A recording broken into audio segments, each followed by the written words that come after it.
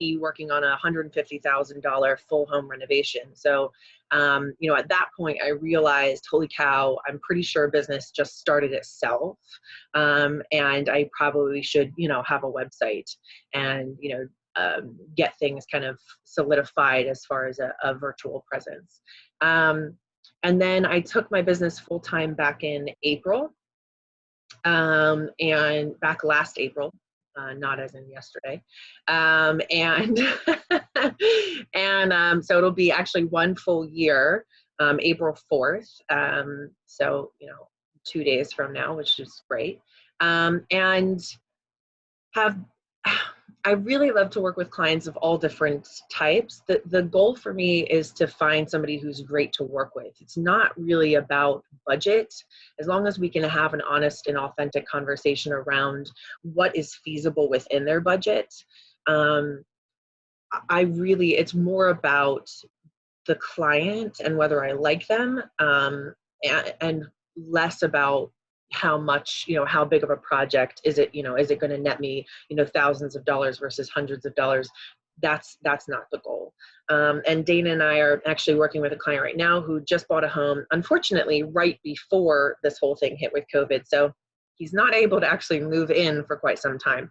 But in the meantime, we're working on getting draperies up so that he can move in as soon as all of this, you know, kind of moves on, or we all can move past this moment.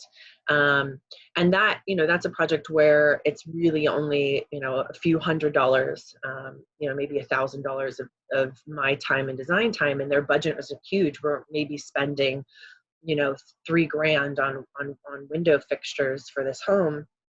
But it was also a doorway for me into working with this client's parents.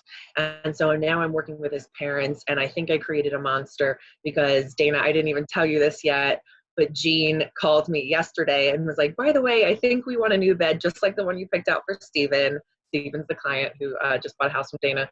And, you know, new comforter and new draperies for their house. So, and they're just really great people to work with. And so that's really the goal, is to, you know, do you and I as a realtor, do you and I click? And then, you know, does it make sense to work with this client? Because a home, a business, it doesn't really matter. It's all personal to all of us. It's our money, and money hits home. So we have to really like each other. So let's get started.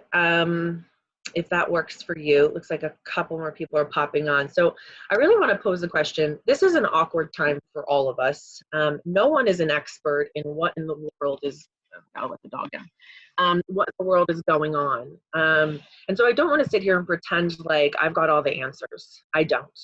But I am really good at problem solving. Being an interior designer has allowed me to learn how to be curious, to work with all kinds of clients, and to learn how to problem solve in all kinds of scenarios. And so I'm really good at that. And so I woke up at like 1:30 this morning, and and it came to me, you know, I had been kind of formulating what I wanted to talk about today, but nothing was really ringing true. It didn't really feel authentic to this moment that we're all in. And so I woke up at 1:30 this morning, and it came pouring out of me what I really wanted to talk about. So right now, I think a lot of us are facing this moment where our personal and our professional are integrated. We're working from home, our dogs, our family, our everything is in our workspace with us. And we're facing a whole slew of new challenges and difficulties.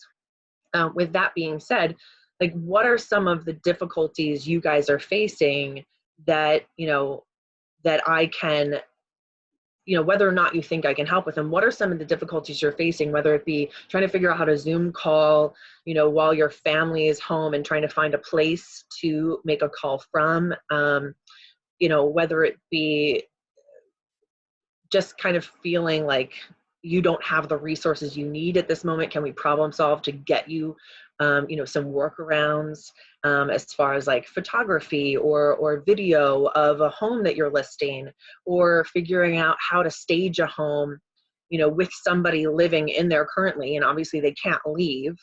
So how do you elicit help from the person, you know, living in the home currently? How do you stage that home virtually when you can't even physically be there? And how do you get them to take pictures for you? Whatever the problems be, there's actually a chat feature. If you guys aren't familiar with Zoom, if you kind of hover at the bottom of your screen, or if you're on your phone, there's a chat feature. And so I'm just curious, I want to throw it out there, and you don't have to, address them right away, but if you guys, as we're talking, come up with questions, please put them in the chat feature.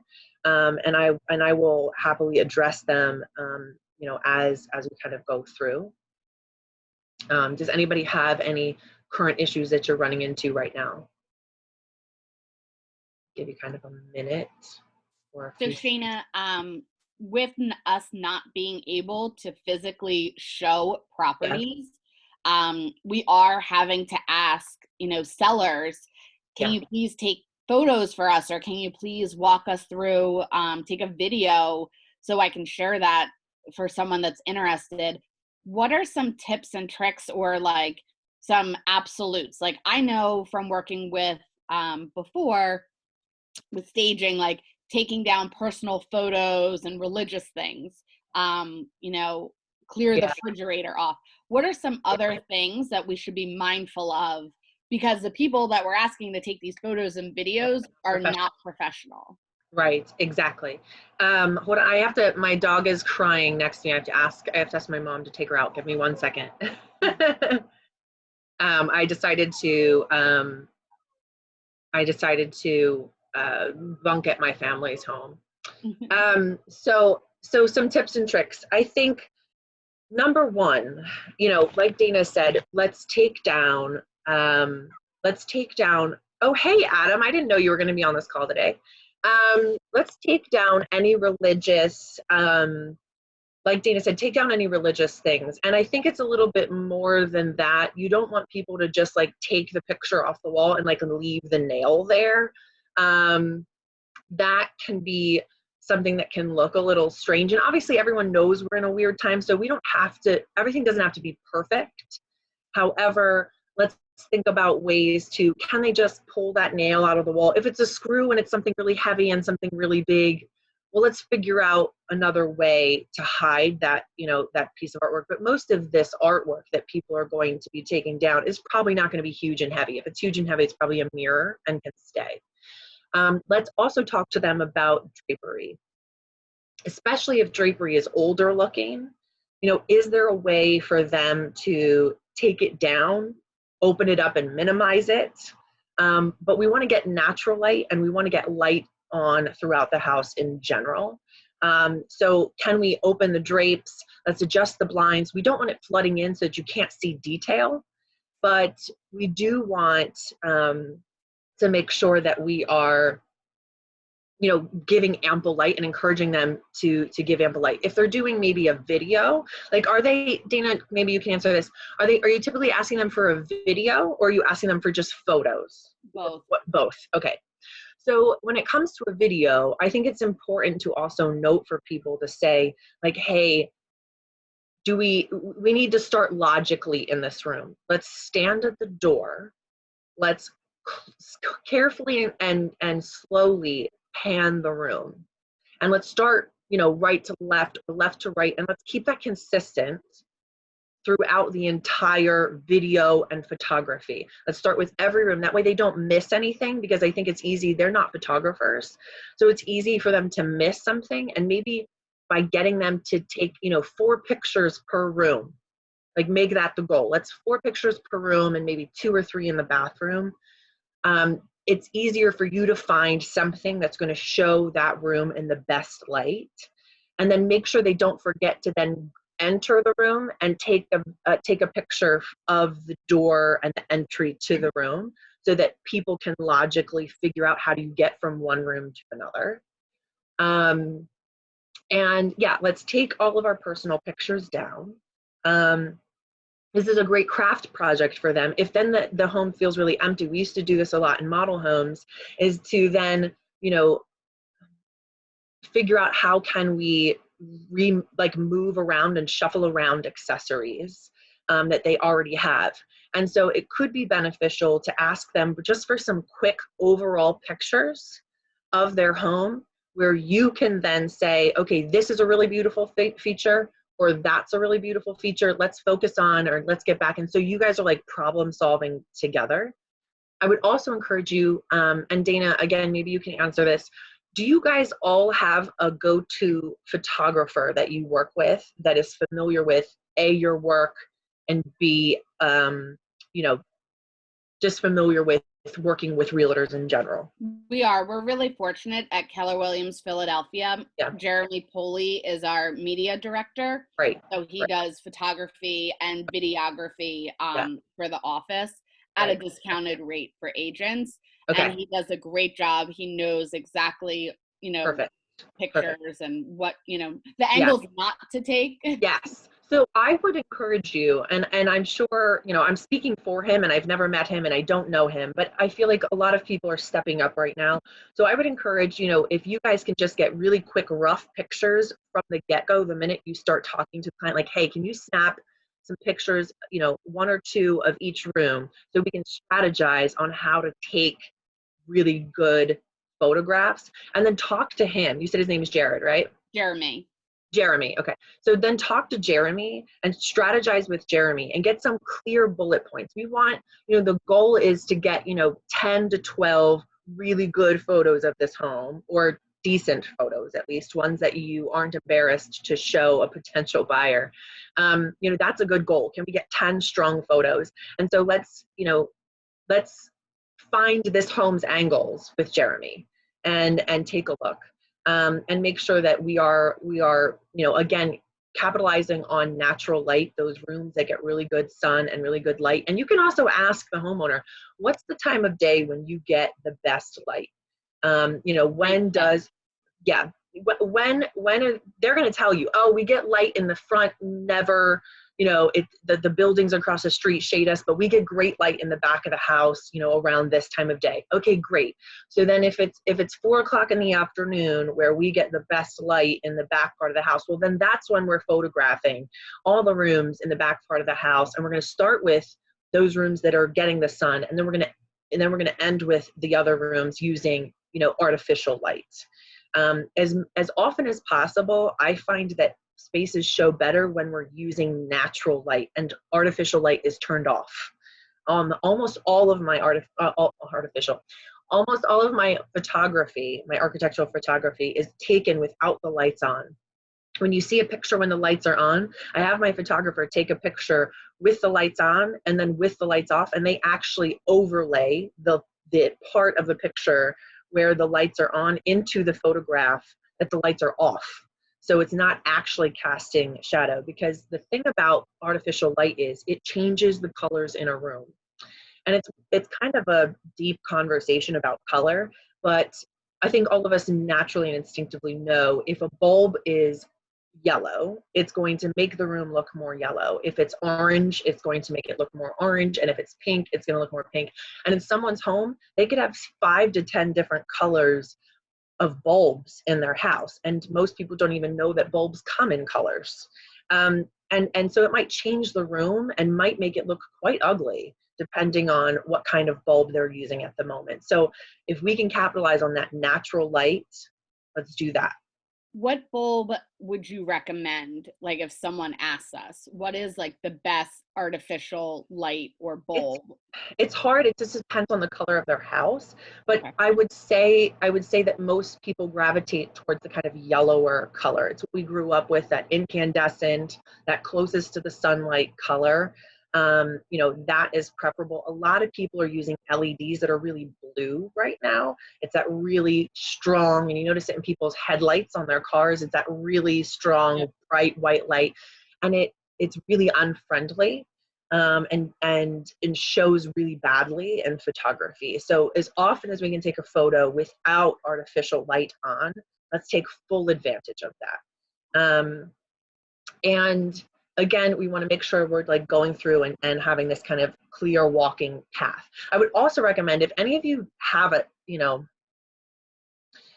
I mean, if you can talk to your people and see and just ask them basic things, like, depending on their age, they may or may not have a selfie stick, and they may be able to kind of manipulate that to be able to kind of get better pictures in certain angles. Obviously, you're not going to have themselves in this, but you can flip that around and allow them to take pictures and be able to kind of get better angles. But it's absolutely not necessary. It just can be helpful, especially in awkward positions where, you know, they might have to kind of stand off and their body and the camera doesn't fit. A selfie stick can kind of just get around the corner. So you know, it might be beneficial if they have one, or if you can send them a link and they're willing to purchase one. They're usually only like $15 or $20, and some of them they're also tripods. So, you know, if they're really serious about selling their home right now, it'd be a worthwhile investment to order a quick selfie stick or a tripod off of Amazon, and send them a link. Just, you know, kind of investigate it for yourself. There's one that I was looking at last night that was like $25 or something. It was both a tripod, and the reviews were good, that sort of thing. So, you know, $15 to $25 doesn't seem like a huge investment right now. Just kind of going through my notes. Yeah, so for the digital walkthrough, I would also, a lot of people have hard floored homes, and this is something that I thought of and came up with last night. Homes make a lot of noise, especially ones with, you know, animals and people and all of those things, you know, but then also there's mechanical noises. There's air conditioning and heating that cycles on and off. Sometimes there's dehumidifiers or humidifiers or all kinds of other mechanical noises, dishwashers, all of those things. Let's make sure that, especially for video, that they're, you know, turning off sound, or, you know, if you're, I don't know if you're listing an empty home, if you're lucky enough to have an empty home right now and you yourself are going to do the walkthrough and do the video, I would recommend like doing things like taking off your shoes so that the clicking of your feet doesn't echo on the video, turning off the heating and air conditioning. If we want white noise in the background to kind of drown out, because you guys all know sometimes there's a loud upstairs neighbor, or there's, you know, the house next door has a giant dog that never stops barking.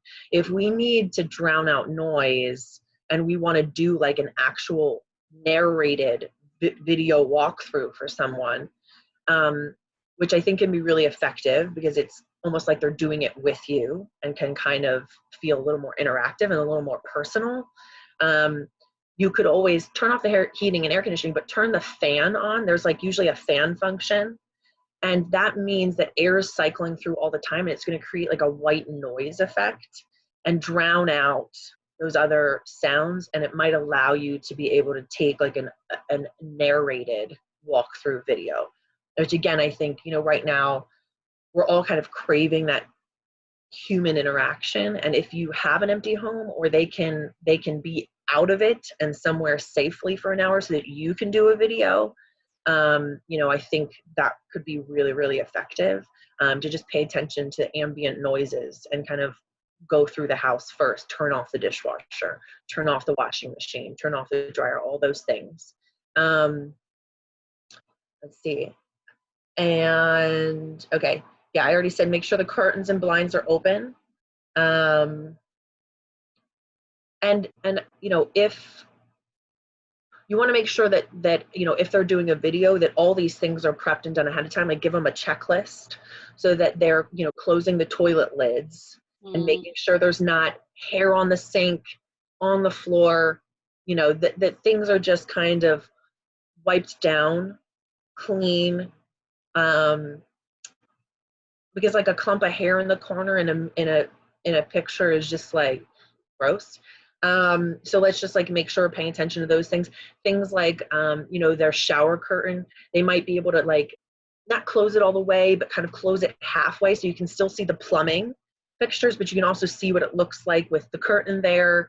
And just like kind of little things like that where they're not, you know, actively having to like open and shut it. If they're doing a video, you don't want that motion of opening a shower curtain. It's a little bit weird. Yeah, and I think again, like it can be helpful to kind of to go through with them and have them snap some pictures ahead of time and objectively look at those pictures with you. Those quick quick 1 or 2 of each room, of each space.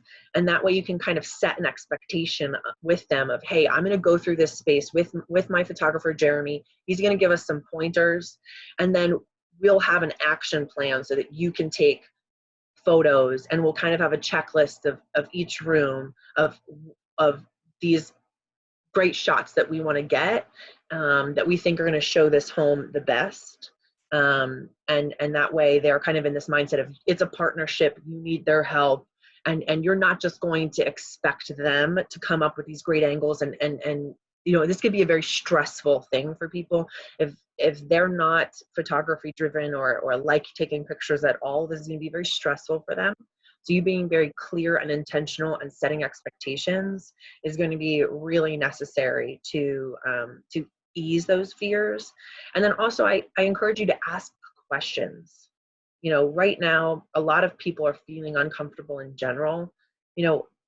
Just kind of talking to them as one human being to another and seeing what their fears, what their concerns are, or what's making, do they feel comfortable? Is anything feel stressful? Can you work through some things with them, problem solve? The more connected and the more, human you can be with them. This is not just a checklist. This is, we're all people.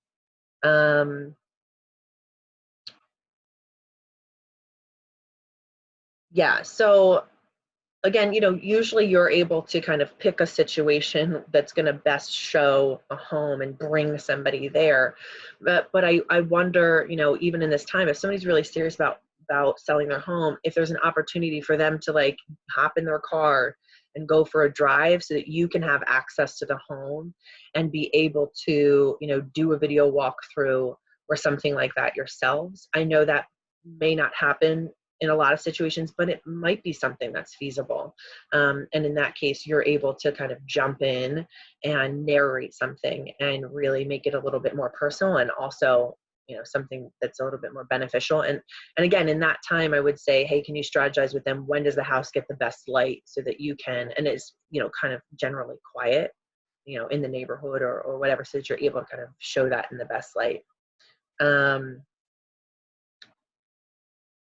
And just in general, I think when you're doing, I think for like, many of us are doing Zoom calls right now, and we're connecting with clients, and especially if there's somebody you don't know, I think it can be really beneficial to figure out how to stage your own Zoom call and figure out, right now we're all, we all kind of, not all of us, but many of us have some familiarity with each other. And so we're all just kind of in this space. But if somebody doesn't know you, just making sure that you're able to feel comfortable, staging that and making sure that your background is clean and clear and that things are well lit, that people can see you, and just having like blank wall as much as possible behind you, or maybe like Dana has a picture or two behind her.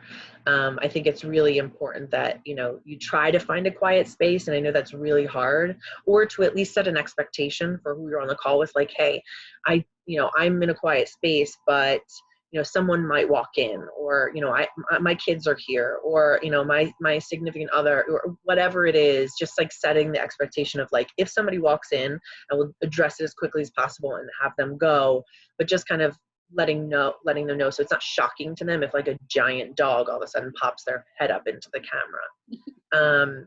Yeah. But Maria specifically asked, she has a listing coming up and wants to know how we stage the home. Anything? Yeah, sorry, sorry. I started to type and then it prematurely sent without me finishing. But I wanted to know, are you providing virtual consultations and virtual, like are you doing that? I was just going to say, yeah, absolutely. I can absolutely be a resource for that. And because it's one thing for, you've got, all of us kind of have more on our plate right now with trying to figure all this out.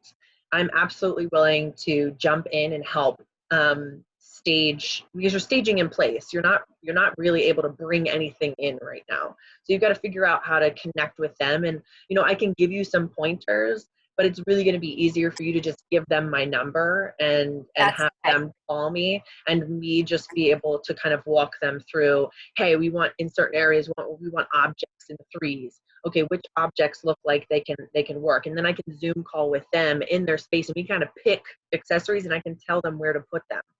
Perfect. That's what I'm gonna have them out to you, because they need to sell, because they're buying an out of date, and it's one of our luxury clients, so it needs to be perfect because we have to get the price. And so I'm going to be hearing from you. Can you maybe send your email in the chat? Yep, I'll send it right now. Just so I can reach out to you today. That way I don't forget.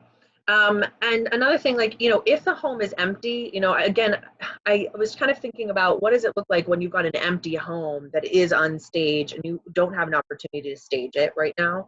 Because it's not like you can go to TJ Maxx and buy a bunch of things and just bring them in. I mean, TJ Maxx is closed. You could buy some things on Wayfair, but, again, that's days out.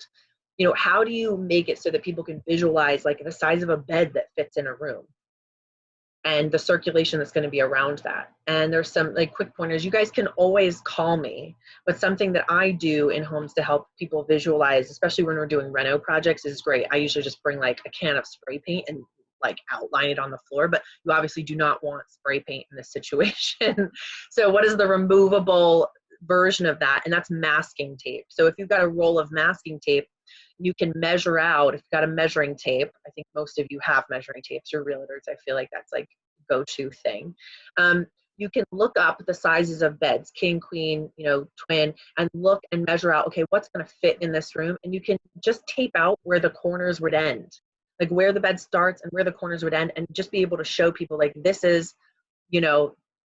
back from this wall, here's where the two corners would be, where the foot of the bed would be for a king size bed, and show them what the and be able for them to like visualize, if you're taking a picture of an empty space, what it might feel like to have a queen or a king size bed in there, because you can't put one in there right now. So little things like that to help people to imagine what can fit in a room would be, I think, really helpful. And again, you can always call me. Yeah. Maria, you're muted. I think you were saying something. I was just saying great. Okay. I'm like I'm watching, for anybody who's using video, I'm like watching your mouths. Like, are you talking? Yeah, I think that's something that we kind of like took for granted as realtors, that like, we were going to be able to show someone, and as we're walking through, if they were like, well, how big is this room? We could just pull out a measuring tape and measure it. So I know for my listings, like I'm asking sellers like, hey, can you take some just basic dimensional, how wide and how long is the bedroom? How wide and how long is the living room? To let other people kind of have an idea too. And then maybe it's just drawing a very simple like room dimension. Yeah. And again, ask them certain things like, ask them for what's the length of your sofas? What's the size of bed that's in this room?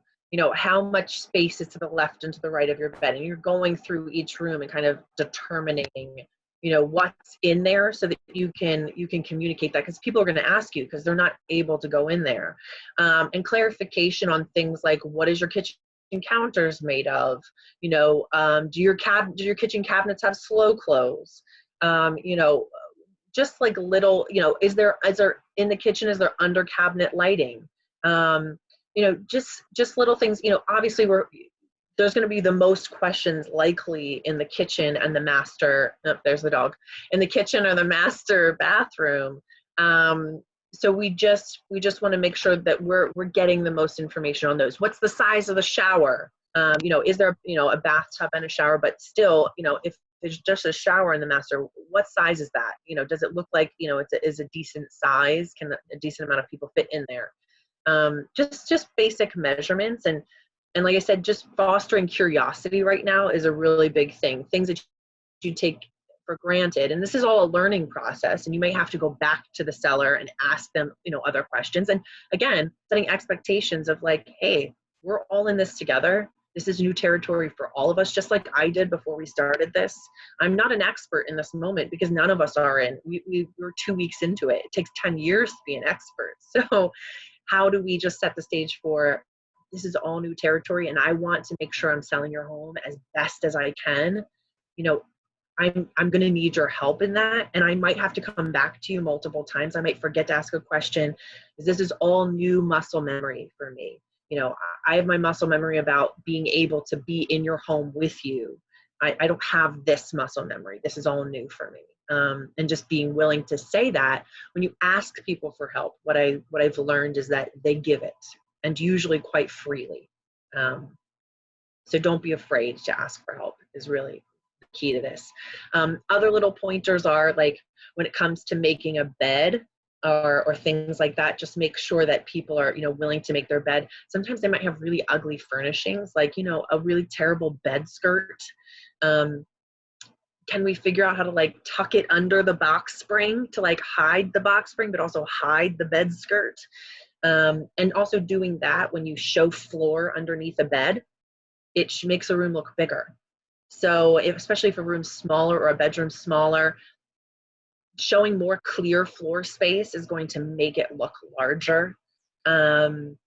You know, cleaning out, making sure that they're cleaning out any, you know, organizing any closets. This is like a big project for them, but it would be a big project in general if they were selling their house anyway. They'd have to do all these things. They're just having to take pictures of it now too. So just finding a way to say, hey, you know, what do you think is, you know, your house, what is the best angle? How are you always trying to show your house? What's your house's best foot forward? And figuring that out together. Again, it's a process. It's a process. And again, you can call me or ask me, and I can FaceTime with them and kind of go through these things. But you also know your client, and some clients are like, nah, that's too much. I'm not going to do it. You might give them my information and they might never call me.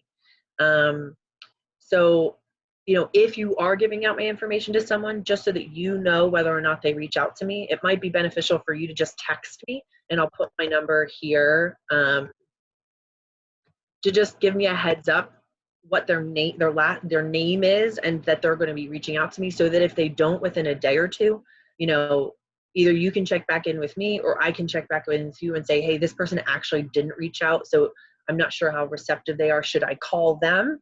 You know, or do you want to check back in with them? And that we can just create that dialogue around all of that. Any other like questions or things that you guys are facing? Any other challenges? Because you're out there doing this, I'm not. No? Anything else? No? No, Any questions? my biggest concern was just getting like someone in your field to speak to my Oh, client. absolutely. Listen home. That was I have had sleepless nights thinking about that. Yeah. Well, and it also lets me play the bad guy. It also lets me say, hey, that curtain's really unattractive. Can we take it down? You know, and me play the bad guy, and you get to be the good guy. We let you do the dirty work. Yeah, exactly. And I have no problem with that. Shana, can you talk about some trends, right? Every year there's like different things like white kitchens, dark kitchens, colored kitchens, you know, Yeah. gray color schemes. What are Yeah. some of the trends maybe that you're seeing now that we can also like share with our clients, or Yeah. maybe that are going to be staging or are going to be utilizing so that it does look present, or, you know, avant-garde, or, you know, the best it can possibly be. Like if it's yellow, like, hey, maybe add in some yellow throw pillows. Yeah. I think for a long time, monochromatic, everything being gray, was all we were seeing pumped out, especially here in Philly. And even still now, many builders who don't work with designers or do it themselves, we're still seeing that very white, gray pumped out. However, I am starting to see a return of, you know, warmer wood, like woods being medium tones, even lighter tones, but woods coming back in, but not as far as like kitchen cabinets and things. Wood tones in kitchen cabinets, I'm seeing maybe like maples and lighter colors, but still what I'm seeing is a return of contrast, of bolder colors coming back in. I'm actually working with a client right now, it's on hold, in Bella Vista, where we're going to do their lower cabinets in a Kelly green and their upper cabinets in white. And then the backsplash is going to be really fun and funky.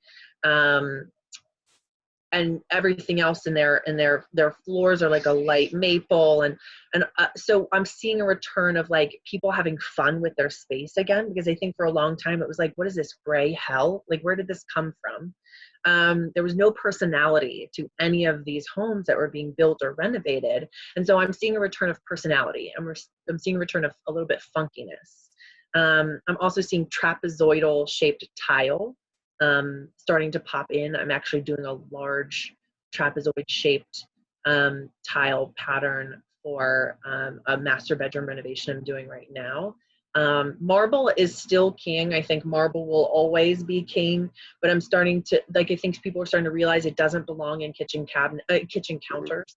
So they're doing a lot of quartz if it is a marble look. But I am starting to see with the bolder kitchen cabinet colors, white countertops as opposed to patterned ones a little bit more often, or just like the more milder, but I'm seeing, what I'm seeing start to pop up in the design world is like, especially this like stark white and black, quartz, or that what people are calling a panda quartz or a panda marble, pop up as like a gold lower cabinet, but then like white, still like that subway tile white backsplash or something like that. So there's a contrast. There's a moment for a pop of color, and then there's a moment for let's contrast that with something calm. Everything can't be crazy or it's just too much and overwhelming. But there's a return of personality, which I'm really appreciating. Also blushes as neutrals. So things that read as like a gray pink, or like just soft neutrals coming back in. Not pastel, don't think pastel, think like muted pink neutral colors are becoming very, very popular. I'm seeing more of that come out. And pink is actually psychologically a really important color. There was a whole study done on like prisons, and if they painted the walls pink, there was a psychological emotional response for the inmates. They were much calmer. There was a lot less rioting and things like that, rather than just something being gray and stark and institutional looking. So I think there's a return of calm in spaces, calm and personality, because I think right now we're in a very stressful time. We want to feel authentically ourselves when there's so much craziness out there. We need inside our home to feel A, like we are connected to it, and B, in a calming place, for sure. Awesome. Yeah. What about flooring? I know you mentioned maple and light woods. Luxury vinyl flooring, is that more popular? Well, I'm seeing more and more luxury vinyl flooring, especially when a home is built by a builder. Not when somebody's doing it for themselves. I'm not seeing that, but especially in like condos and places like that, I'm seeing a lot of luxury vinyl planks, and they're getting more and more attractive. At first I was like, holy cow, these are really ugly. And they looked just like printed, but now they've got so much more texture and they're so much more interactive and they feel good. I'm also seeing a lot of engineered wood floors. So there's this really cool thing, and I'm sure you guys have noticed this. There's certain spaces in the city where everything's hard, and you drop something and you can hear the echo for like 10 years. It's so loud with hardwood flooring. So I'm starting to see these cork backed, and cork being a natural bark of a cork tree, cork backed engineered floors. And I'm starting to see them being used more and more to help cut down on noise transfer and just overall comfort. They feel really, these cork back floors, they feel really nice underfoot. When you walk around on a floor that's hardwood on top of concrete, you can tell it hurts your joints. It's exhausting to your body. So I'm seeing these like softer engineered, but still water resistant. So they're able to be used throughout the entire home. I wouldn't recommend them in a bathroom, but they're still able to be used in a kitchen, which is really great, because especially in a small space like a condo, like a 1-bedroom condo, having that continuous flooring from front door all the way through, except for maybe the bathroom, is really, again, helps to create that larger look of a space. The minute you start putting in floor breaks is the minute that people realize there's a defined space, and they're like, oh, that's small, or that, we don't want to define a room, especially in a small home. We want it to feel big and luxurious and open. I'm also seeing a return of like some walls. for a long time, like not as much in the city, but in the suburbs, you know, for a long time, everybody was knocking everything out and all the walls were open and it's just as open as it possibly can be. I'm starting to see a return of there being some partitions and spaces, especially in the suburbs. Figuring out how to kind of sort of enclose, like have really large openings, but to partially enclose spaces to give a little bit of reprieve. You know, when you come into a huge home, especially in the suburbs, and everything's open, you can hear everything throughout the entire house.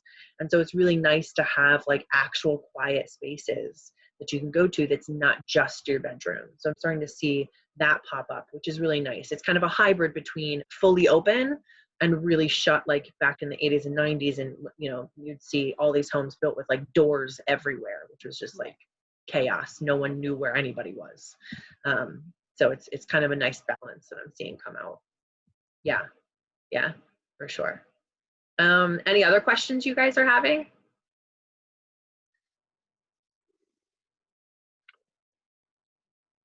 No? Any This was great. colors? Oh, go ahead. No, I was just going to say it's just so much great information. Yeah. Thanks, Adam. Any colors that you're saying, any colors I'm seeing coming up? So for a while I was seeing the only adventurous color that I would see on kitchen cabinets especially come up was like blue. You know, it was like, oh, if you're like really looking to be the rebel in the room, you'll have blue kitchen cabinets. Now I'm seeing any color. Nothing is off the table as far as color of kitchen cabinets. I saw last week, I saw a kitchen cabinets that were done in pink. I'm doing ones in green. I am seeing gray kind of go to the side. People aren't doing gray as much. And I'm seeing like more clean, like if people are doing more modern kitchens, I'm seeing them be like clean and a wood tone, maybe perhaps even like a light maple, but no hardware. And much more drawers than doors on the lower parts of kitchens, depending on the style. You know, if you've got a traditional kitchen, well, then they're going to have doors everywhere. But in more modern and contemporary styles, I'm seeing more drawers and slide out shelves and things like that to kind of really maximize spaces in the kitchen, rather than just having all doors and having to dig around in the lower part. To have a drawer, you know, is something that people are really capitalizing on in kitchens. What about for paint colors? If we have cellars houses. and you know, they have like purple walls, what would be good suggestion Not a good paint plan. colors? Purple wall is not a good plan. I still think that people are really comfortable if you tell them like, hey, let's just paint it gray. I think when a new buyer comes in, they're going to be like one of two kind of buyer. They're A, going to immediately want to customize it, or B, they're going to leave it as is. So I still think it's okay to do a light gray on the wall as long as everything else isn't gray. You know, you want to match that gray tone to depending on what else is in the room. If you've got, you know, darker gray cabinets, well then great. But if you've got like white cabinets and everything's white, let's do a little bit darker gray on the wall. Let's provide some contrast so it doesn't look like it's all one color and hellish. You know, we've got to find a way for it to like pop. You know, for a long time it was beiges and taupes, and I just don't see them ever coming back. Not anytime soon. So if we can still steer them to grays, I still think that's a good way to go. It's a safe way to go. Awesome, thank you. Yeah. Any other questions?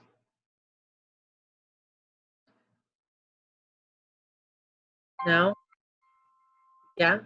I don't know, I heard something. No? No other questions? Thank you so much for your time, Shana. Of course, no problem. I see you've provided your email and your phone number. Yeah. We can also circulate that in an email too. And Yeah. hopefully once we're all allowed to see each other, you can stop by the office Absolutely. and meet everyone in person. Yeah, I would love to. That would be great. Yeah. But for now, I mean, because half of you, I just see your names. So it will be great to actually see your faces or be able to interact with you in person. But please feel free to text me or call me anytime. I also took over at the beginning of this year, like doing business development and marketing for a specialty pharmacy. So in the mornings, I am delivering hand sanitizer that we are making to doctors who have to be open and practicing. So I'm still like out in the world doing things. So if I don't respond right away, I usually can get back to you within 10 or 15 minutes. So just know that if I don't answer, I'll get back to you pretty quickly. Awesome. Thank you Thank so much, Shana. You're welcome. You're welcome. Stay safe out there and don't be afraid to call. All right? you. Thanks. Bye-bye. Welcome. Bye.